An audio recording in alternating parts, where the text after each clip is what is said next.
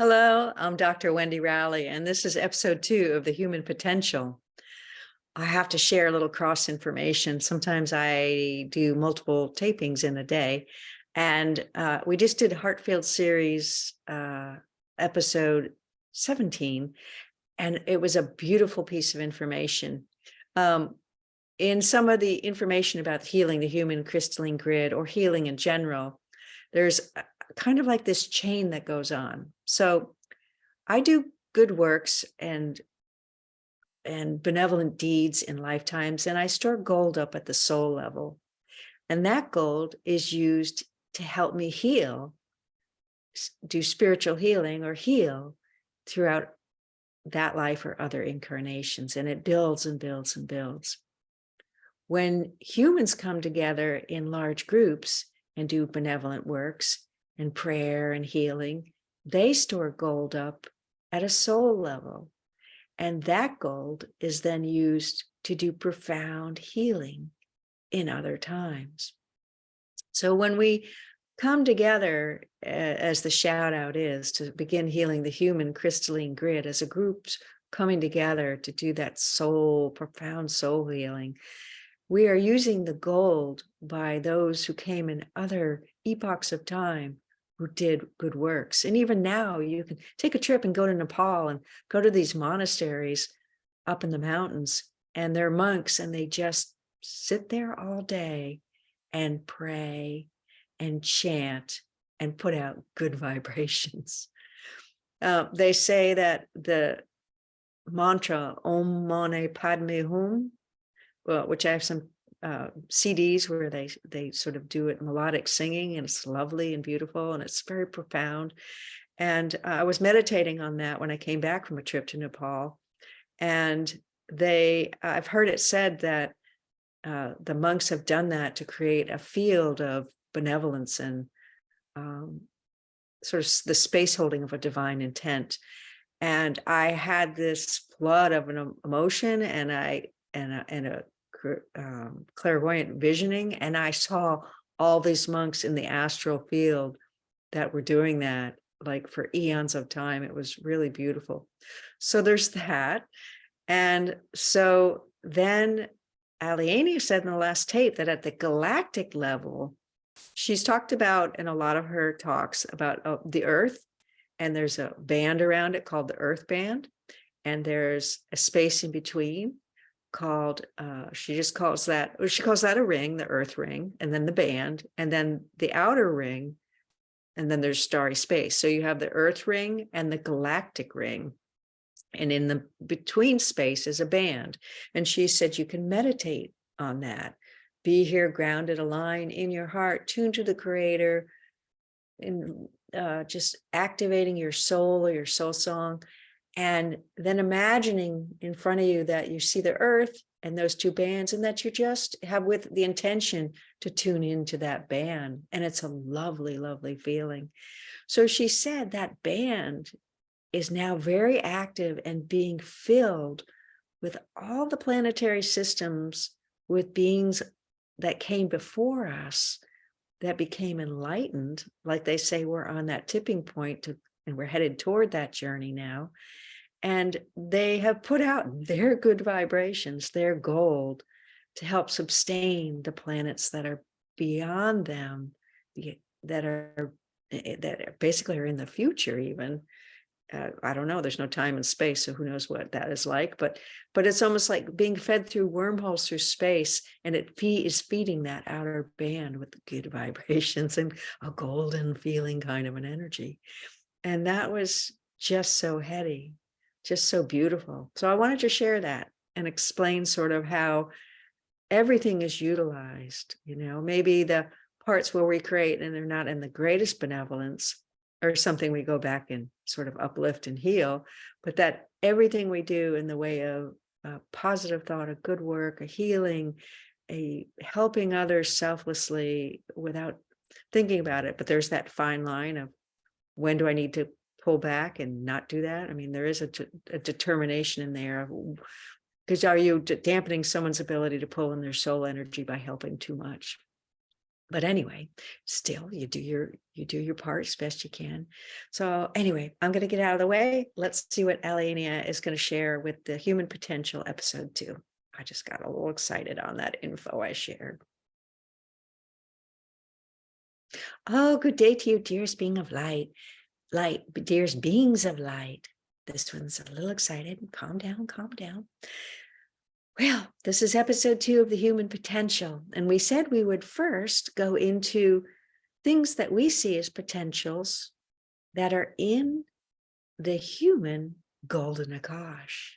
Because as you lay up in your ancestral energy and your own lifetimes that gets stored in the Akashic grids of the earth, there are layers that are benevolent.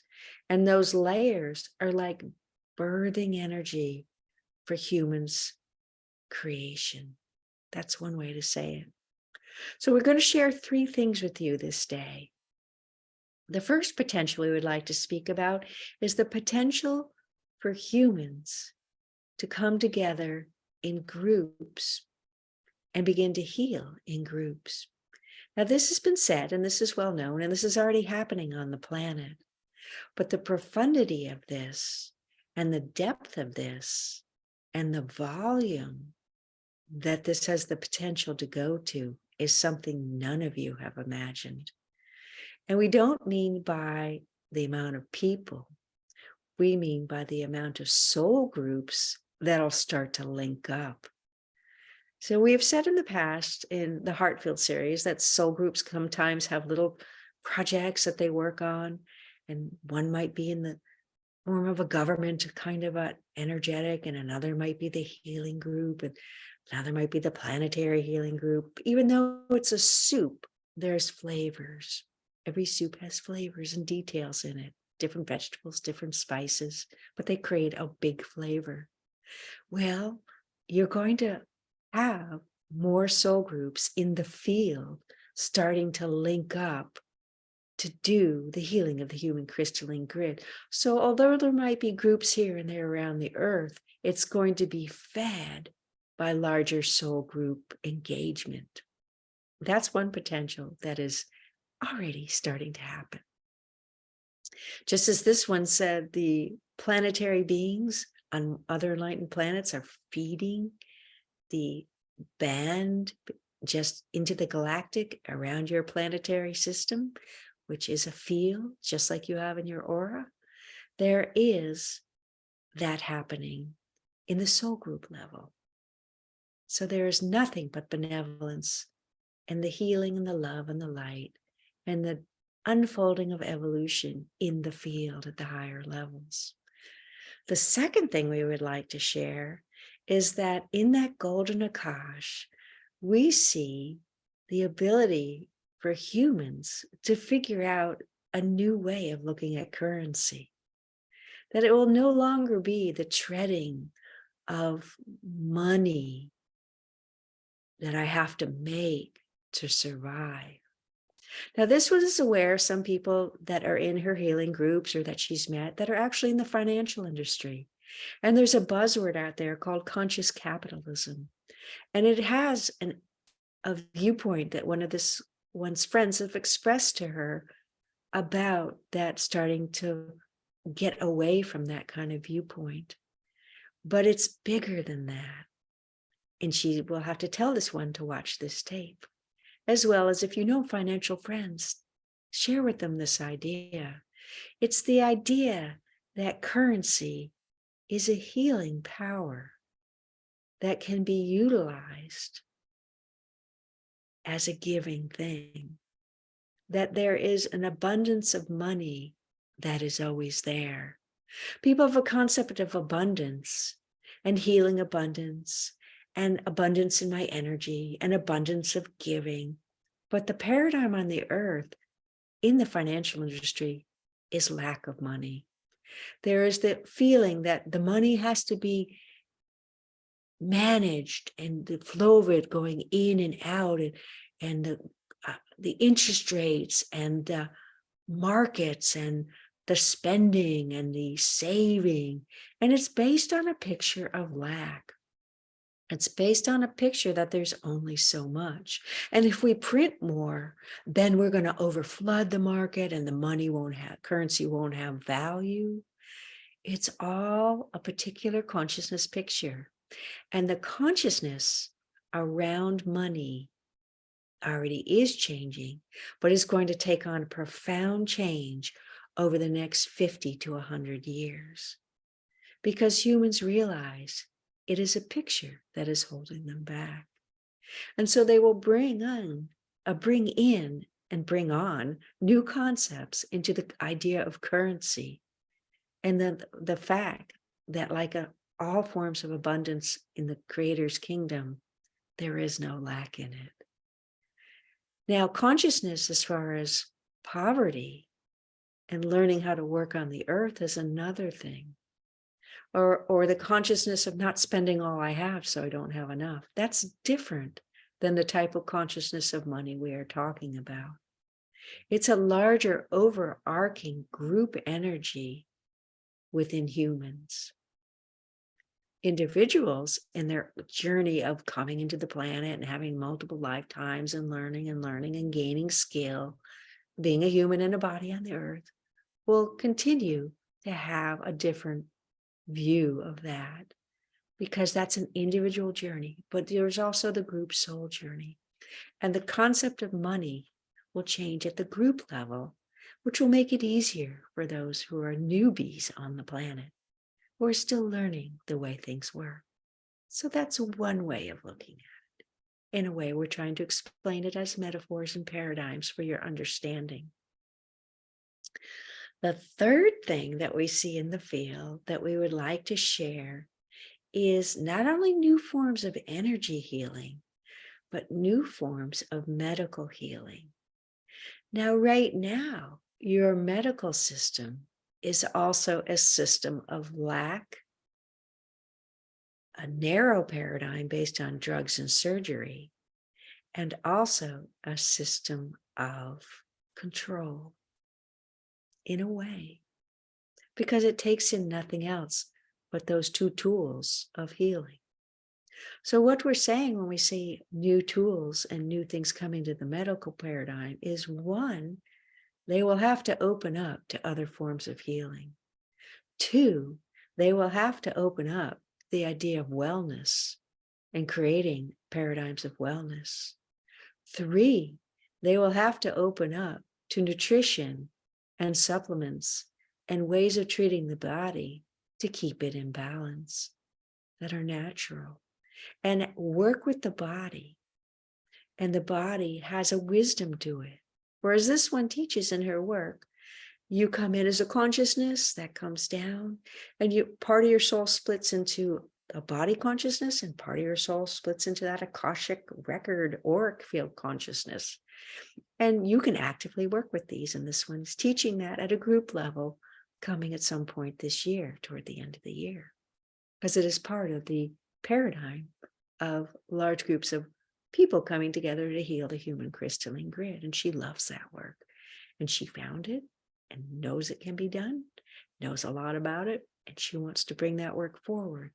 And that is a soul-driven thing, because humans are going to expand their viewpoint of the body and being a consciousness in a body, as we say in our way. So the medical paradigm is going to change, because the actual masses of people around the planet are seeking alternatives. They don't want to be enslaved to drugs that treat symptoms, or enslaved to systems that aren't healing them. So there's changes coming there. And there are wonderful new medical inventions coming in based on technology and computers. And that is all well and timely. And there are labs that have already come and that have opened their paradigms so that a human can go in and say, I want a blood test to see what this is doing. That's empowering. That's your right. That should be.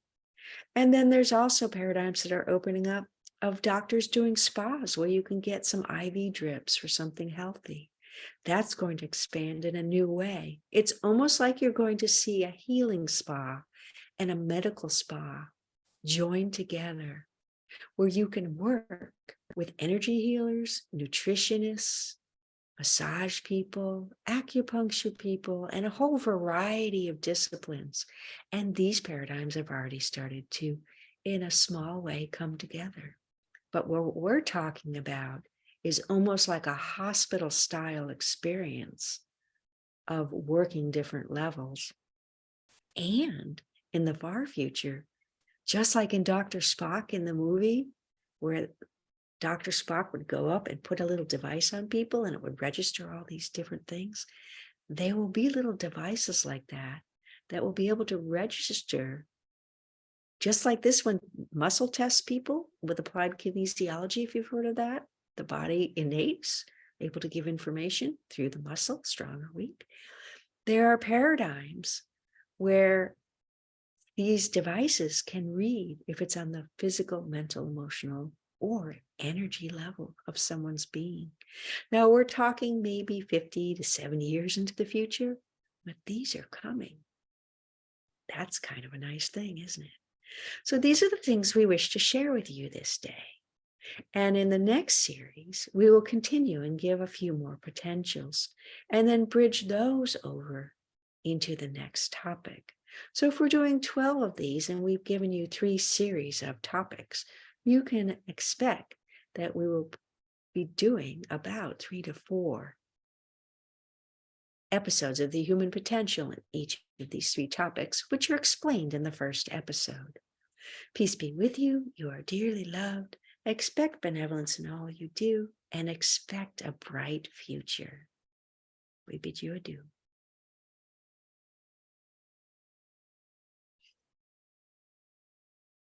Okay, I like that. That was uplifting. All right, I'm going to cut this short and sweet. You have busy lives. I'll see you in the next episode of The Human Potential.